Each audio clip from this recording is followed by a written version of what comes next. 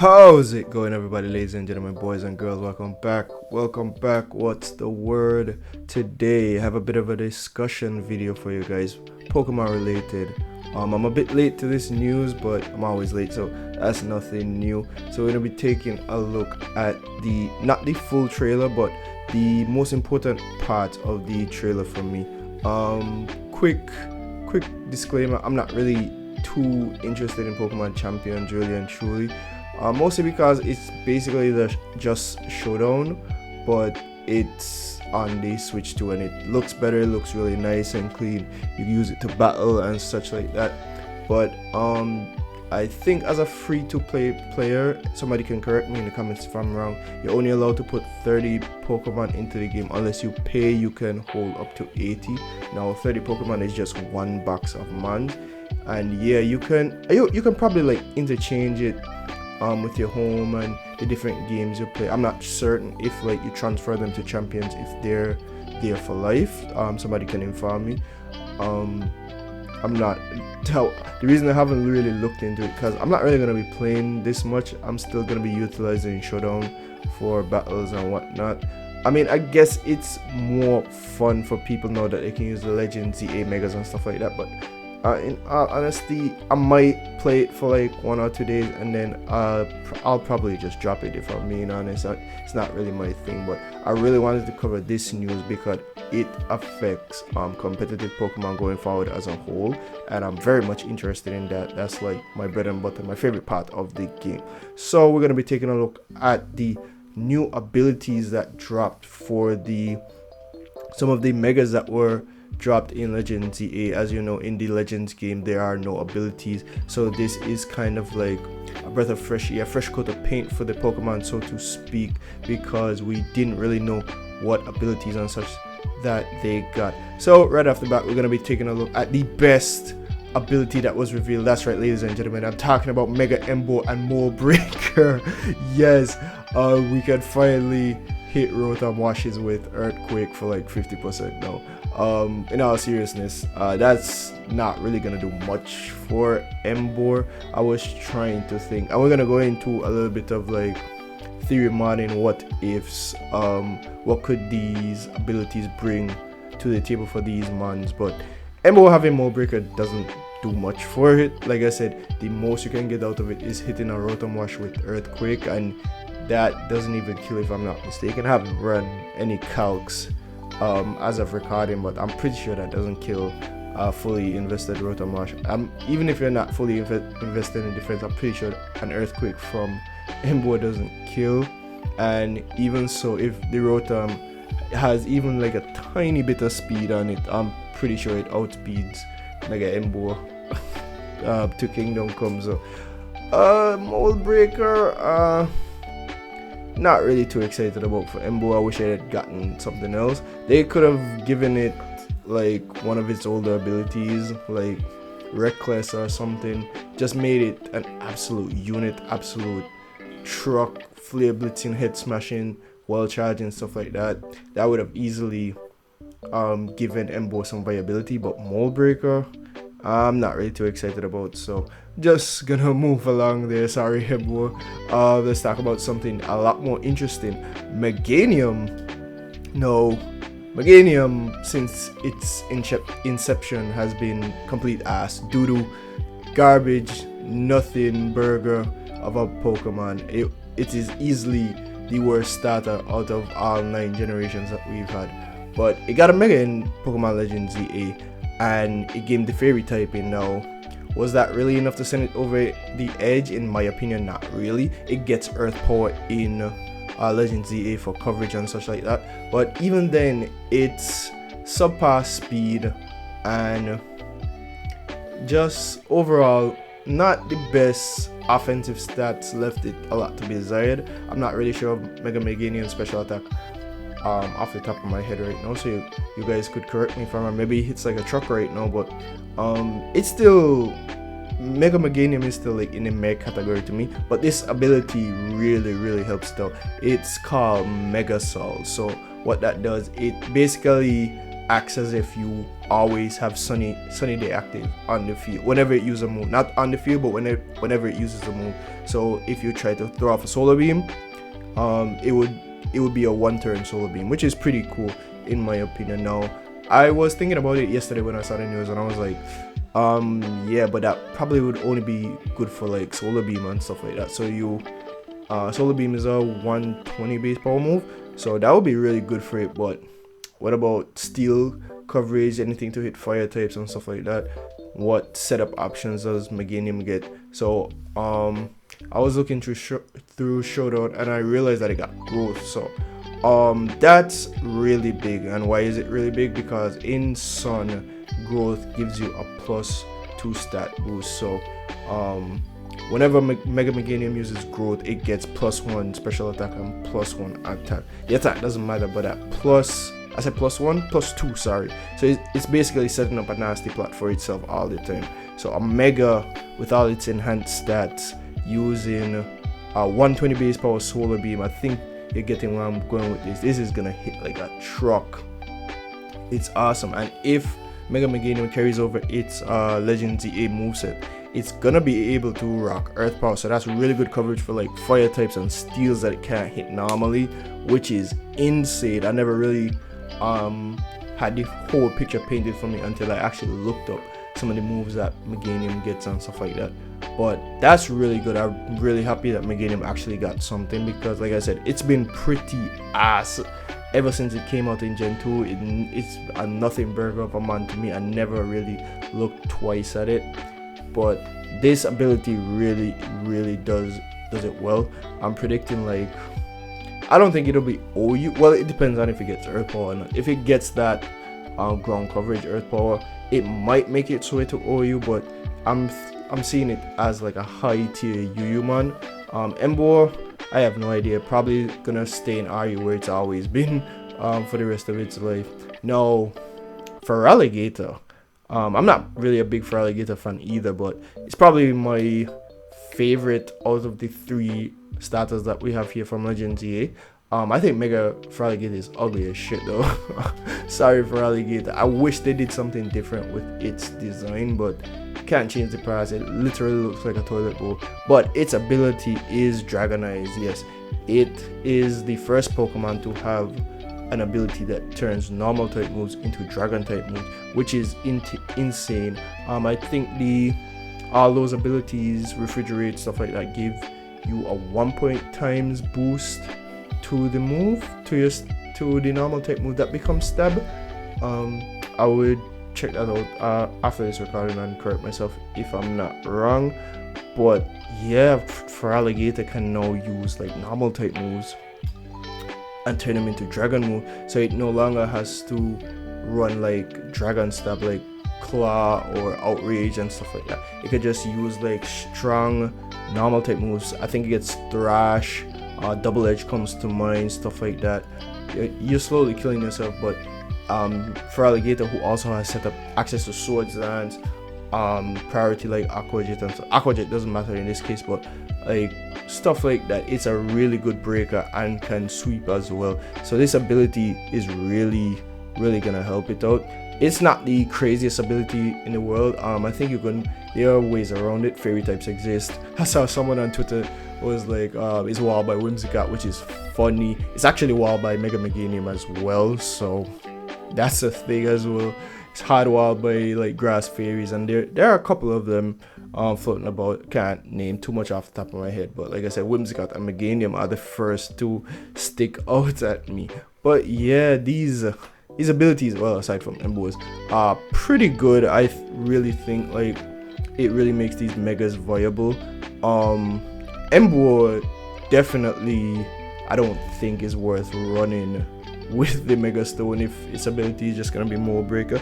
But Mega Meganium and Mega Feraligatr, you can definitely get away with the item loss for a Mega Stone in this case.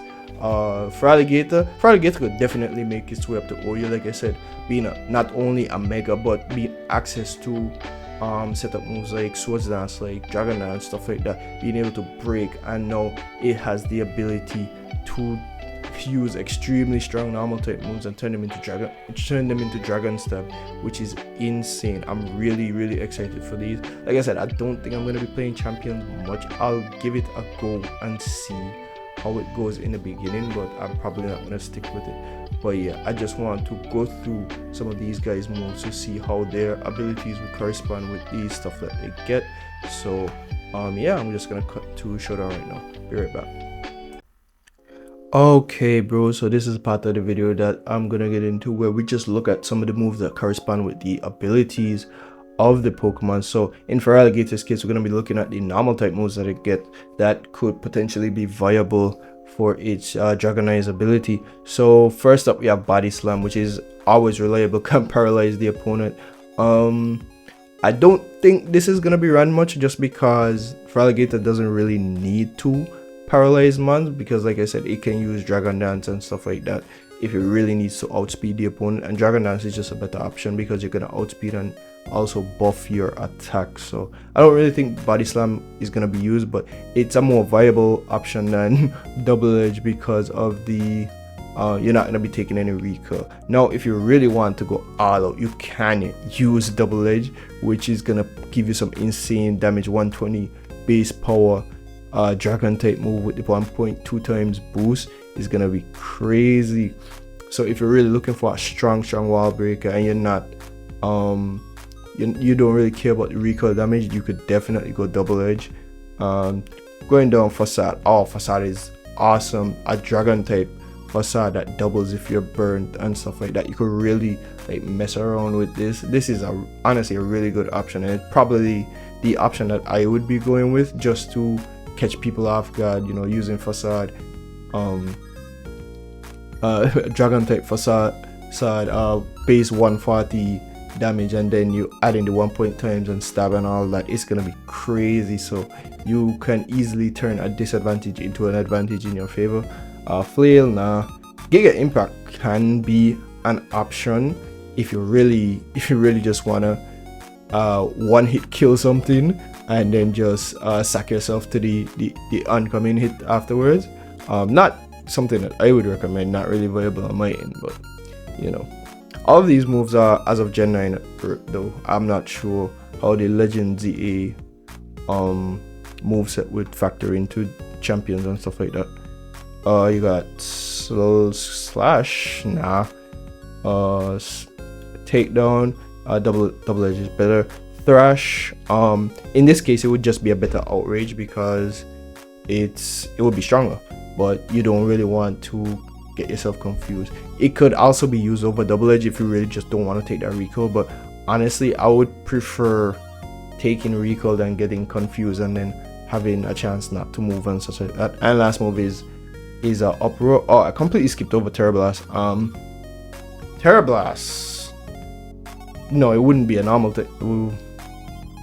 It would be a normal type move because you can't Terra Mega. Well, as far as we know right now, I don't think you can Terra Mega. So if you have Terra Blast on it, you can fight that off. Becomes strong ass dragon type move. Yeah, Terra Blast is a viable option as well. I was thinking it is a special attack, but no, it works off of your highest attacking stat, that being attack or special attack. For Alligator's case is attack, so yeah, Terra Blast is definitely an option. The 80 base power is a bit weak, but I'm pretty sure you could work around that. So yeah, that's Gator. Next up is Meganium. So like I said, Solar Beam and Growth are moves that you can definitely use. I'm trying to figure out if there is any other move that goes with Sunny Day that. Oh yeah, Synthesis. Oh my gosh, I can't believe I overlooked that. Synthesis. Imagine fighting a Mega with those enhanced stats and having to fight something that heals like 75% of its HP all the time, and you don't have a poison type. Your poison types are dead, and this thing just sits in front of you using Synthesis and all that stuff. That's crazy. Oh wow, this is gonna be annoying as hell. I completely blanked on Synthesis. So that's Solar Beam, Synthesis, and Growth. Jesus Christ, this thing is gonna be a monster. Well, not really a monster because it still has the 4 times weakness, so it still has something working against it, but it's gonna be really good, firing off base 120 solar beams. This is gonna be an insane mega for sure. Wow, that ability just took Meganium from 0 to hero real quick. That's insane. Okay, Meganium, I see you. I take back all the shit I was talking about you. Oh, that's really cool. That completely blanked on Synthesis, but I don't think there's any more moves. You guys could correct me in the comments if I'm wrong. But there's also Weather Ball. So would Weather Ball turn into a fire type move? Because it'll